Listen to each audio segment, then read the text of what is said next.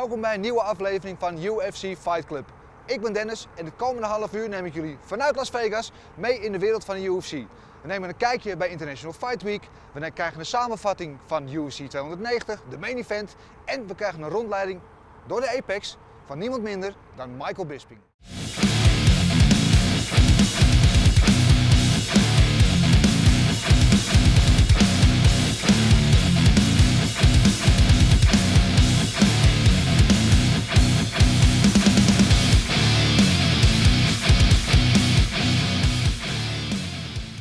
Het gevecht van deze aflevering is het titelgevecht tussen Alexander Volkanovski en Yair Rodriguez. Volkanovski is terug na een uitstap in een lightweight en gaat voor de 5e keer zijn titel verdedigen en is als featherweight nog steeds ongenaakbaar, ongeslagen en de vraag is wie hem kan stoppen. Misschien wel Yair Rodriguez, die interim kampioen is en vastbesloten is om de derde Mexicaanse undisputed kampioen te worden. We gaan kijken naar hoogtepunten van het main event van UFC 290, Alexander Volkanovski tegen Yair Rodriguez. Het pièce de résistance van UFC 290, Alexander Volkanovski, 34. 4 jaar jonger is de interim kampioen Yair Rodriguez. Is al een stuk langer, 1,80 tegen 1,68. Bruce Buffer met de introductie. All right, gentlemen, we've been over the rules. Protect yourself at all times. Follow my instructions. We're going to keep this clean. Touch gloves, let's do it.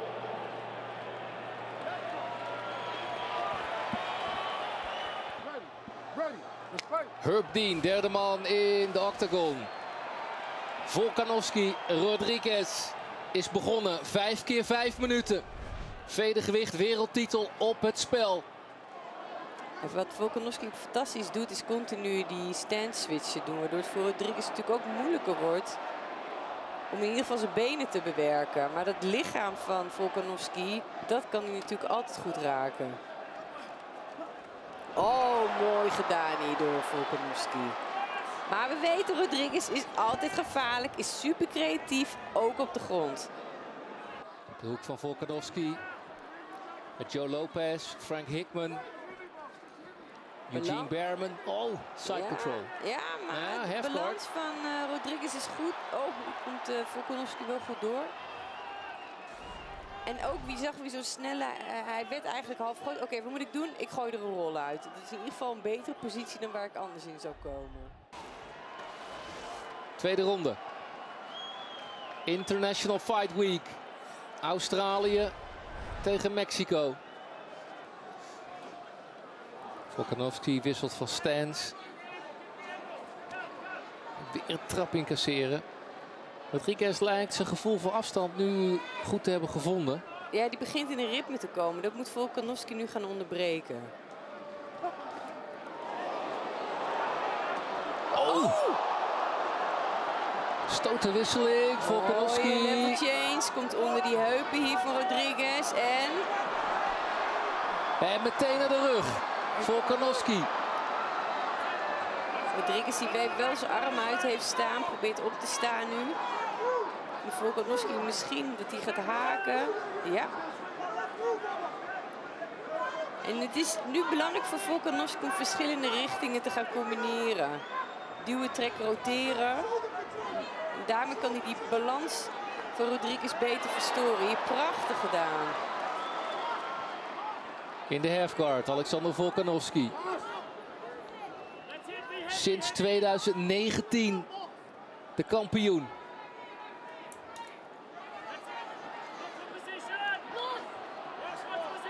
Probeert naar side control te gaan.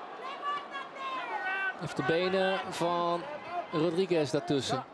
We zitten in ronde nummer 3 van vedergewicht wereldtitelgevecht. Oh! Is Volkanovski hem in slaap aan het sussen of heeft hij echt even geen antwoord op Rodriguez? En dat leek een kopstoot. Of een eyepoke. Ja, kopstoot. Ja. Maar een hele nare kopstoot. Want de rotatie in het hoofd van Rodriguez, hè, dat is wat we willen wanneer een vechter een andere vechter knock-out wil slaan. Dat is natuurlijk die rotatie van het hoofd.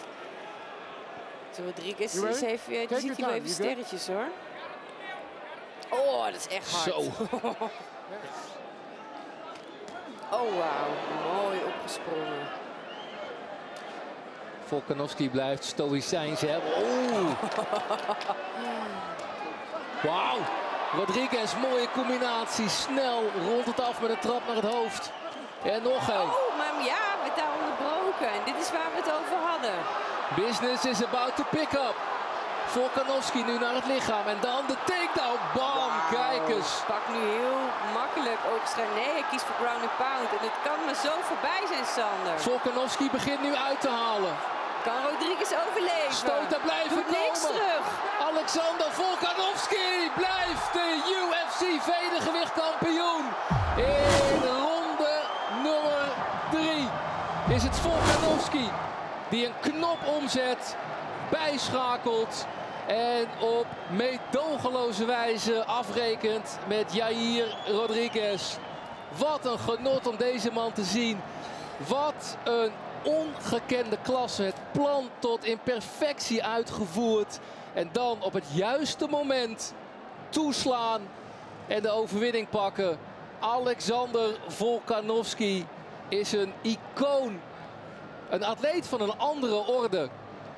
Ladies and gentlemen, referee Herb Deans called a stop to this contest at 4 minutes, 19 seconds of round number 4. Declaring the winner by TKO and still the undisputed UFC featherweight champion of the world, Alexander the Great Volkanovski.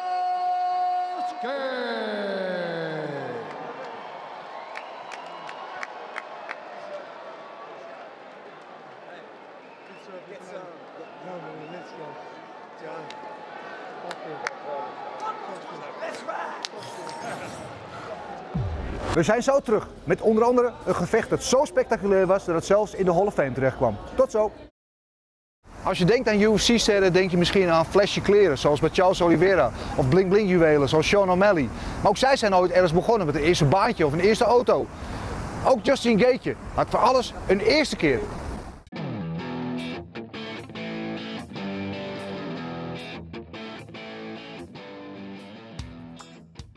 My first job was a dishwasher at a Mexican food restaurant.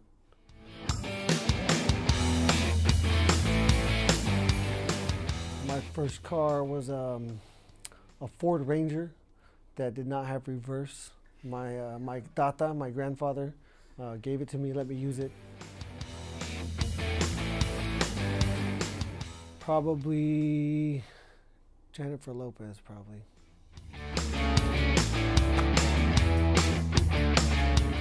Tank Abbott, 90s. Old school UFC. Yep, good stuff. Actually, my first fight I ever saw was Uriah Faber at a small casino in Arizona on a reservation. I do remember that. That was a good one. You like it? Oh yeah, yeah. I fell in love. I fell in love when I watched it in the 90s with my dad.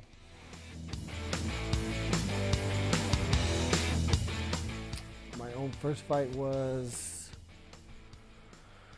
it was in a softball field in a boxing ring, and I almost killed the guy, made him piss himself, and I fell in love with it.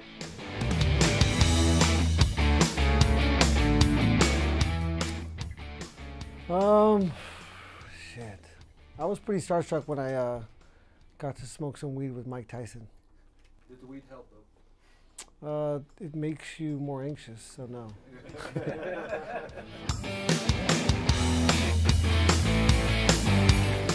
First time I took a punch, I have a twin brother, so probably very young. How does it feel?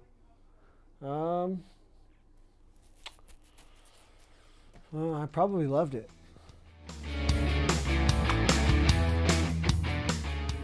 My first knockout was that first MMA fight. I didn't necessarily do it with my hands, but he climbed up me. I rampaged him, and he pissed himself, like I said, and yeah. He was asleep. It was scary, actually. He was asleep for 5-6 minutes. So I thought I killed the guy. I wasn't happy at in the moment, but when he woke up, you know, I felt better.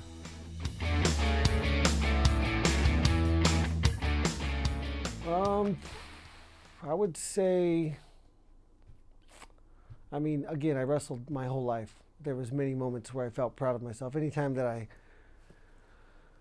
exceed, you know, obviously the expectations of competition, you're proud of yourself, you're proud of your effort. Anytime my parents would tell me how proud they were, I would be proud of myself. I think those are the best moments. My first prize money, well, when you're an amateur, you're selling tickets. But I would say when I first fought in the WSOF, I got paid 5 and 5, and I thought I was rich, and I thought I would never be broke again. And a few months later, I was broke again. I don't know what I spent. Probably food, a lot of food, and I don't even know what the hell I wasted it on. Overseas would be Abu Dhabi, when I fought on Fight Island. It kind of sucked because we were going through COVID. Didn't see the sun for about 12 days. Had a hard time getting sleep because they had a bunch of F1 cars rolling through the freaking hotel, rumbled the hotel every time I tried to sleep. So that sucked.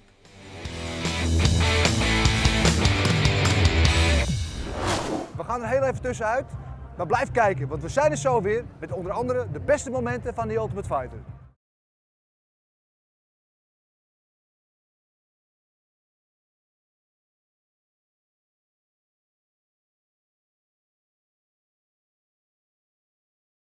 Welkom terug bij UFC Fight Club.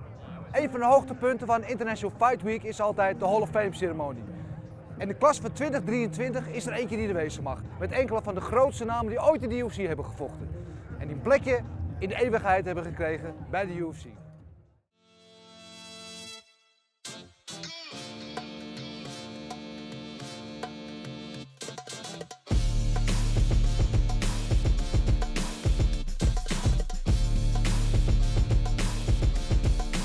This is amazing for fighters to be here.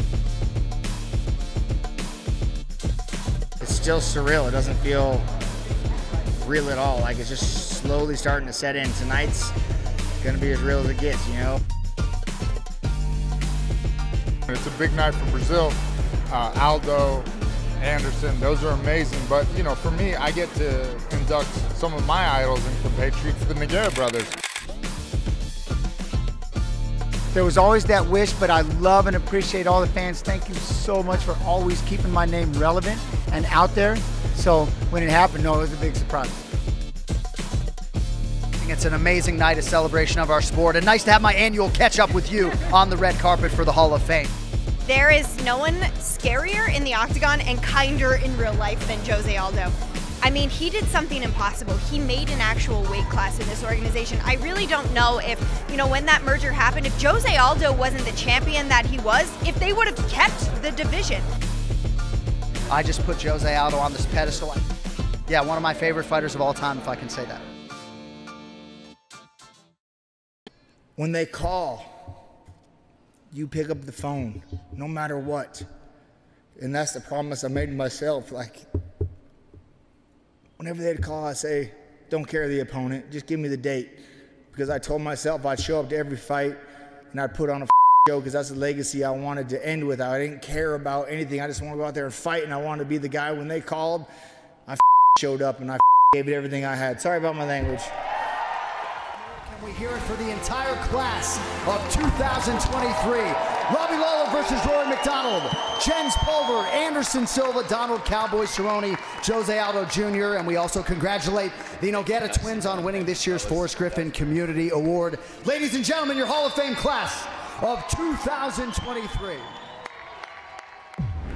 We konden net al zien dat een legendarische partij tussen Robbie Lawler en Rory McDonald onlangs in de Hall of Fame is opgenomen. Wat mij betreft meer dan terecht, want dit is echt een van mijn favoriete gevechten. We gaan terug naar 11 juli 2015. Als hier achter mij in de MGM Grand Hotel in Las Vegas deze twee mannen voor de tweede keer tegenover kan staan. Nu met de welterweight titel van Robbie Lawler op het spel. Wat volgt is meeslepend, bloedstollend, ongenadig spannend en het levert een van de meest spectaculaire en legendarische partijen in de geschiedenis van de UFC op. Here we go! And that was like one of those moments where like I was finely tuned, he was finely tuned, and I was doing really well. I felt like I was measuring, hitting him with some good shots in that second fight, and was busting his nose up, and then he ended up catching me with a kick, wobbling me. It's like the power area, Robbie, blocked that, but he might have hurt him. Yeah, he's staggered. Rory closing in now. Robbie staggered by that kick. He's hurt. He's hit again. Like, just kind of a back and forth fight, but I knew the kind of work that I put in the first and the kind of shots I was hitting him with were hard shots, like, and it was close going into the fifth, and I just felt good. It was like one of those moments where it was like, all right, actually, probably the best that everyone will remember is like, I was thinking at the end of the fourth, like there's that moment where I spit on the ground and I freaking just stared him down. So like, it's kind of funny to go back and watch the fight. What actually was happening wasn't actually happening. So what I was thinking, I was like, why are you running from me? Let's freaking fight. Are we fighting or what? That's what I was thinking in my head. But he was being tactical and like, but that's what I was thinking in my head, like, let's freaking fight. Like, quit running. And in the before the fifth round, my coach was like, "Oh, you need to go in there and freaking finish him." And I was ready. Just kind of a lot of excitement, and I came out with just as much energy in that round as I did in the first. Where that came from, I don't know, but it was like, all right, this is my moment. I'm jacked up. The crowd there was electric that night. So I'm feeding off of them, and this is my moment. And I just hit him with some good shots. Lands it. He's hurt. He's hurt. This may be it. That's it. That's it. It is all over. Wow. Robbie Lawler remains the welterweight champion. But the shots were only good because of all the work I put in before in those earlier rounds where it was like, oh, this guy's not gonna stop. This guy's not gonna stop, and my body's not feeling that good. He took me to the edge, and he went to the edge there, and I just came out on top. But it was a battle, and I think the fans loved it. It was a good fight, but I think what made it really good was just like the back and forth. Like, all right, I'm doing real well, being real technical. I felt like I was controlling stuff until I wasn't. And then boom, and then you get hurt or wobbled. Then it's, some people look for a way out, right? Some people just look for a way out. Oh, tonight's my night. But I was like, nope, I'm good. I might be wobbled, but like my mind was there. It was like, all right, like, I made sure that even though he was coming with elbows and lots of punches, that I was like, Big John, I'm okay. You know, like, don't stop this. Because, you know, like, sometimes after you get wobbled and guys throwing a lot of punches, I wanted to make sure, like, hey, I'm freaking good. Like, don't stop this. You know, like, you never know. Like, sometimes fighters are like, oh, I'm fine. It was like, yeah, but you weren't showing it. So you want to make sure you let them know. And yeah, I think it was one of my best fights as far as fans go. I mean, some of my best fights were losses that I felt like where I came in and like showed who I was and humble in defeat. Like when I fought Johnny Hendricks the first time, I was enjoying myself, like freaking having fun, rolling with punches, coming back, kind of laughing at the things he was doing. Not the things he was doing necessarily, like I'm like, that kick was weak, what are you doing? Like I'm thinking in my head, you're just trying to score points or something, I'm trying to knock you out. Like, you know, just the humor I'm thinking in a fight. And he ended up, it was close going into the fifth, he ended up hitting me with a nice clean left. I think I was going for like a check hook and wobbled me, got a takedown, and it was like, I was close. I was close to winning the title there, but it was like, what do I need to do to get better? I need to do more. And that's what I said after the fight. It was like, I trained, I did all the right things, but I need to do more of the right things. So it was just like, and I was humbled by that. I was like, all right, let's get back and go to battle and work my way back up. Winner by TKO And still, the undisputed UFC welterweight champion of the world, Ruthless Robbie Lawler. It's more exciting because I showed everyone I'm a true fighter. I come to fight. No matter what happens, I keep coming, and I'm trying to knock people out. What went through your mind at that moment? That was accumulation of a beatdown. That wasn't one punch. That was years of fighting right there. Coming to fruition. I'm the champ. I'm here to stay. Robbie Lawler, ladies and gentlemen. Ruthless Robbie Lawler remains the UFC welterweight champion. Als je het nou over legendes hebt, bij de Ultimate Fighter zijn er door de jaren heen behoorlijk wat grote namen als coaches actief geweest. We zien hier aan de muur alle grote namen hangen. En ook dit jaar zijn er 2 supersterren als coaches bij de Ultimate Fighter. Michael Chandler aan de ene kant, Conor McGregor aan de andere kant. Je gaat nu kijken naar een samenvatting en de hoogtepunten van de afgelopen afleveringen van The Ultimate Fighter.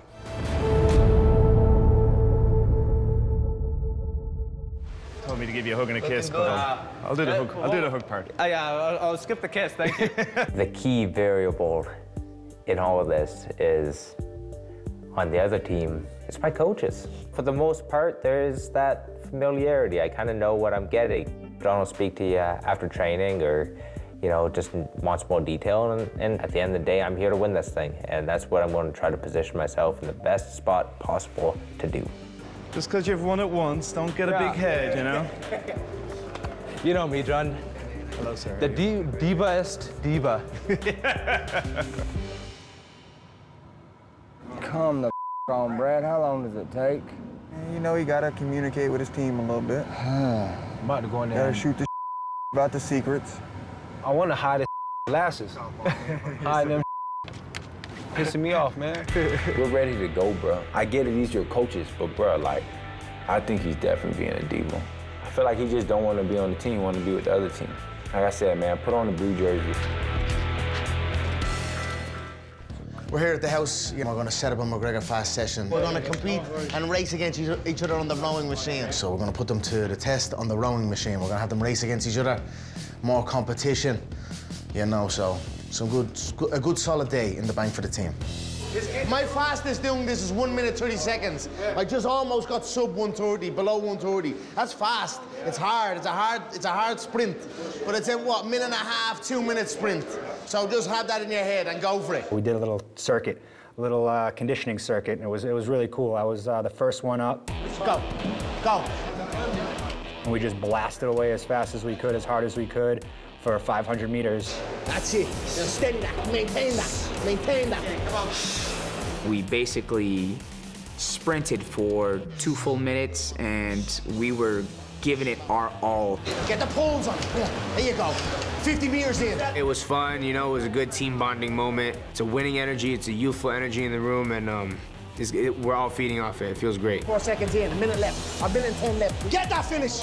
15, let's go, let's go. Come on, almost there. Time, 138, wow, very good. I ended up winning a time trial with a 138-500. Winning feels great no matter what you're doing.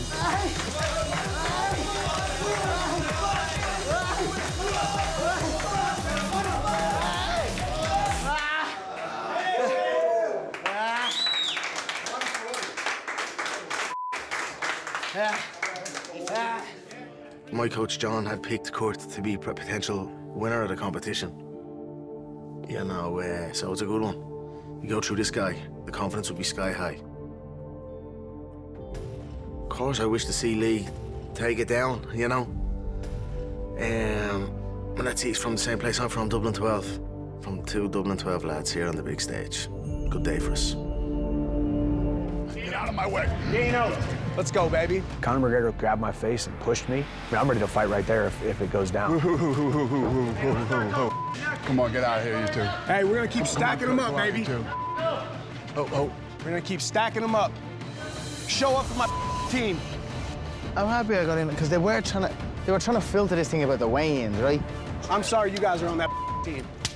I would have been there for you. I would have been there for you. Chandler's trying to pick at that like I wasn't being involved. I'm setting it up. It's me who set it up, first of all.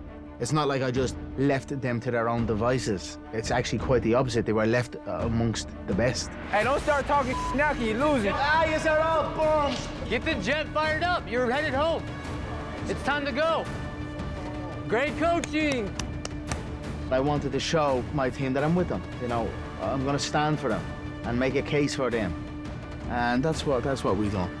He's 0-6. I knew that was coming. Let's keep stacking them up. Let's keep stacking them up. The tension is growing. This is doing nothing but motivating each of us for annihilating each other. Getting into that octagon as soon as we possibly can with the entire world watching. And I want to get my hand raised in a dominant performance against Conor McGregor. We zijn hier in de wereldberoemde APEX die we sinds de pandemie maar al te goed hebben leren kennen. Bijna elke week waren er toen gevechten hier. Maar er gebeurt veel meer in die APEX. Wat precies? De enige echte, oud-wereldkampioen Michael Bisping geeft ons een rondleiding. How we doing, everyone? Welcome. We are outside the UFC APEX, the world famous APEX. Listen, this place is just incredible, okay? During the pandemic, the sports world shut down, but the APEX kept the UFC alive, kept it going, and now it's a massive part of the UFC production. Clearly, we have a lot of fights here, there's a lot of events here, a lot of media here. So now I'm gonna give you a tour with my friend Dennis. Come on, Dennis, let's go. Let's take a look. We're gonna go through the APEX. As we walk in, as you finally get past security, you're okay, buddy. We have here, we've got the history of the Ultimate Fighter, obviously. Saved the UFC in 2005, they were on the verge of going bankrupt. From 2005 to 2018, you got all the winners and the teams, etc. But now, more importantly and more impressively, we've got all the jerseys, okay? You got Team Liddell, Team Couture, that was season 1. Season 3, look at this fresh-faced baby up here. Who's that guy? Well, so again, the Ultimate Fighter, just an incredible tool for finding talent, a lot of world champions. Probably my favorite memory of the Ultimate Fighter is getting out of the van on the very first day and walking into the house. Do you know what I mean? Because it was like a kid on Christmas Day, walking in a huge mansion. I'm in Las Vegas, I'm on a reality TV show, I'm there to do nothing else but fight. I mean, I couldn't believe where my life had taken me, and yeah, incredible memories, an incredible start to a pretty decent career, I'd say. And here's where they have a lot of press conferences. We've got the fabulous UFC staff. What's up, Gabby? I'm in the building, correct. So everyone can get out the way. You never know who you bump into. Look at this guy, the world famous Adam Catchell. I don't know if you know this, he does a podcast called Fight Disciples. Nice plug. Where else can people see you? With you on the TV. Oh, Wayne Show, Friday, don't miss it. You know, press conferences, UFC, obviously we've got Power Slap here this weekend. All kinds of things going on. Come on through, come on through. So yeah, now this is like the actual APEX, where the cage is, you know, the hub, the center. It holds about 250 people, something like that. And it's a small place, but the atmosphere here on fight night, it really is special. It's a special event. You know, I know a lot of people, they've told me when they come and watch fights here, it's much more intimate because you can hear the punches land, you can hear the blows connect, which as a fan, you know, it gives you a little bit more insight into what the fighters are going through. Yeah. You fought in full arenas your whole career. Yes. Because this came actually because of the pandemic, right? Correct. So, what is, if this was here in your time, would you have liked fighting in a way like this? Yeah, I mean, listen, it's a necessary tool these days, but you can't beat that big arena feel. You know, I mean, it was great for the pandemic, it kept the sport alive. I love this being here because I live 3.5 hours drive that way. So, you know, don't get me wrong, I love traveling. I'm going to Singapore, I'm going to London, I'm going to Australia, you know what I mean? But I do like getting out of bed nice and early on a Saturday morning, driving down the road, going to the APEX, having my steak and eggs, calling the fights, then jumping back in the car. And sometimes the fights finish at 4 o'clock in the afternoon here. I get home by 7:30, 10:30 if it finishes at 7, or if it's a regular fight night, walking at 1:30. I'm no stranger to a late night. Let's go. Susie was a long-time makeup artist for the UFC who very sadly passed away last year. So to honour her memory, you know, so it's a beautiful thing. Yeah, she was a part of the UFC family for so long. And yeah, there we go. There's no fights on right now. So typically there's people milling about on fight day. It's kind of a very, very cool vibe. Come through.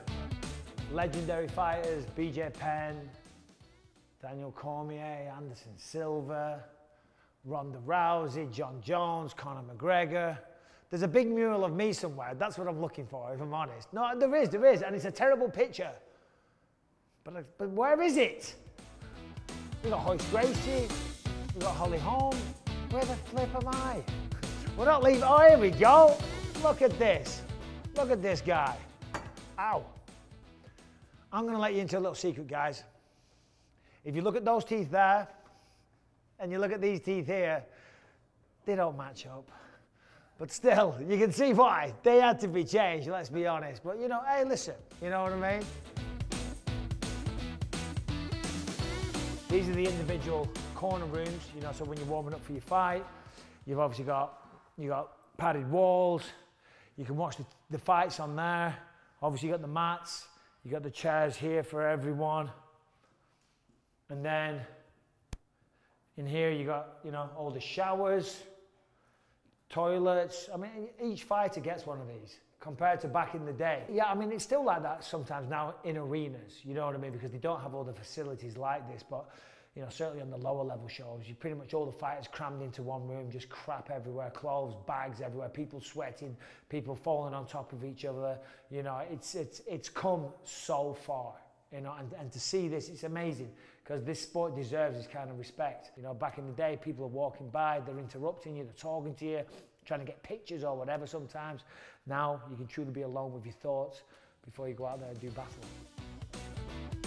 And by the way, the floor above us is TV studios. Studio after studio after studio. They film a lot of TV shows here, a lot of the UFC programming stuff. So this is just the ground level. Upstairs, it's all, yeah, it's like a big TV studio basically. And you got Dana's VIP lounge. You got Dana's like where the contender is, you know, upstairs. It's very, very cool. It's, you know, there's a private bar and stuff, and like nice comfy seating. You got a view down onto the arena. I'll see if we can go up there. See if we can check. In fact, we will. So they're doing pre-fight interviews right now. You'll see a lot of the VIPs on a Saturday night. And this is a pretty good place to watch the fights. You know, you got your own private bar there. You have food. You got snacks. You got a kind of a bird's eye view of the octagon and all the crowd as well. And as I said, on a good fight night, this place, the atmosphere is electric. It's only a small crowd, but they make some noise. Like when Paddy Pimblett fought here, the noise, the energy, that only a few hundred people were making them. It's unbelievable. But you can feel it. It's a bit more, I don't know, you can almost taste it, you can touch it, you can feel it, you know, because a massive arena, of course, you can't beat that, but it's almost like everyone's faceless. You know what I'm saying? You just look up, you can't see anyone. Here you can see everyone's emotions, you can see their face, you can hear them, hear the individual words, you know, and of course the fighters, they're throwing down like their life depending on it, so you can experience that a little bit more intimately.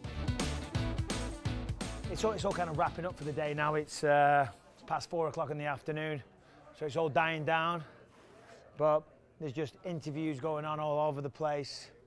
We've got the ESPN team. After the fights, you'll see all the fighters through here doing like kind of a similar circuit, speaking to everyone. And then if you go through there, then we're back at where we came in. So that's about it. That's a little tour of the UFC APEX. And yeah, there you go, Dennis. Hope you liked it. I liked it. Thank you very much. My pleasure. All right, guys. Take care. Dit was hem dan. UFC Fight Club op Eurosport. Over 2 weken zijn we er weer. Hou ondertussen eurosport.nl in de gaten voor alle nieuws en updates. En hou onze socials in de gaten. En natuurlijk als je niks van alle live UFC actie wil missen, neem dan een abonnement op Discovery+. Tot de volgende!